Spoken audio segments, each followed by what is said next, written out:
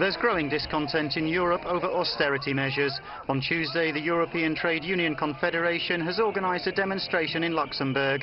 It follows a similar protest in Budapest in April, against what it considers to be the unfair price paid by some. We want the broadest shoulders to bear the heaviest burdens, not for the whole weight of the adjustment to fall on the poor, the low-paid, the unemployed, many people who are struggling in this recession.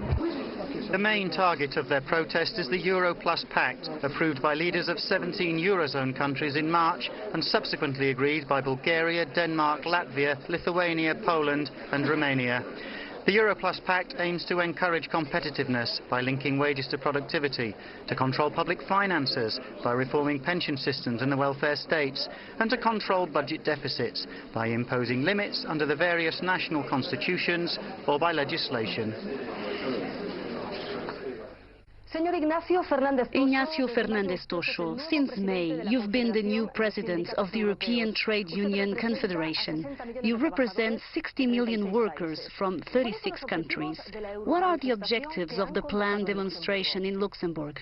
At the Federation's Congress, held in Athens last month, we approved a program of a series of measures aimed at correcting the politics of austerity being applied throughout Europe, against cuts in social spending, and defending the rights and wages of workers.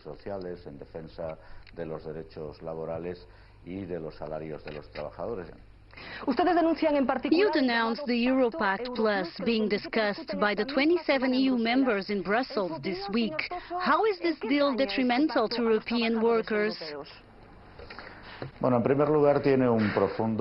all, this pact is deeply anti-democratic, because all the questions that were denied inclusion in the European Union treaties are today being discussed by ECOFIN, European finance ministers, like tax issues of various governments, straying into areas such as wages, collective bargaining and pensions. This, in our opinion, takes away from national governments and the social policies that have been developed by the various countries.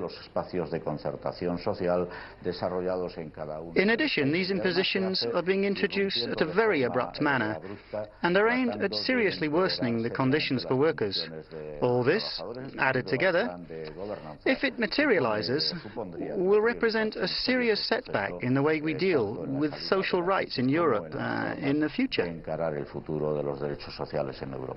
What is the most problematic aspect of this agreement for you? The most problematic aspect of the pact is the part that affects the future of social protection systems, that is, unemployment benefits.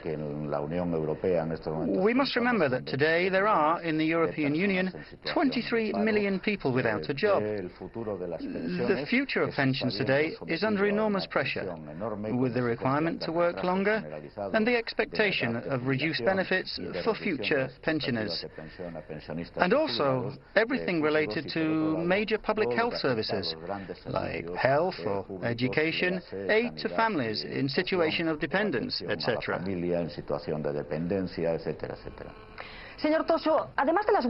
With all the strikes taking place in Greece and other European countries, what concrete policies can you offer to workers to get us out of this crisis?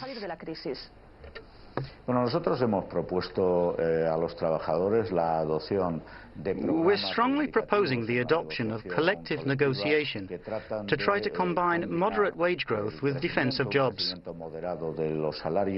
The adoption of strategies to improve competitiveness of countries and the productivity of each enterprise. But all this effort, if it's not accompanied by decisive action by the European Union to revitalize the economy, you have to remember that we're going through a deep crisis, which is already very long.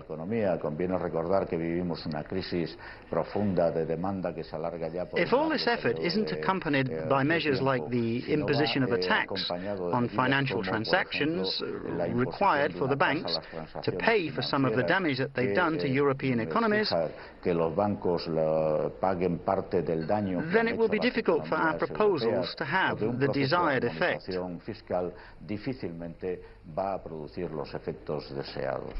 Mr. Toxo, President of the European Trade Union Federation, thank you for the interview. Encantado de estar con ustedes. Muchas gracias a ustedes.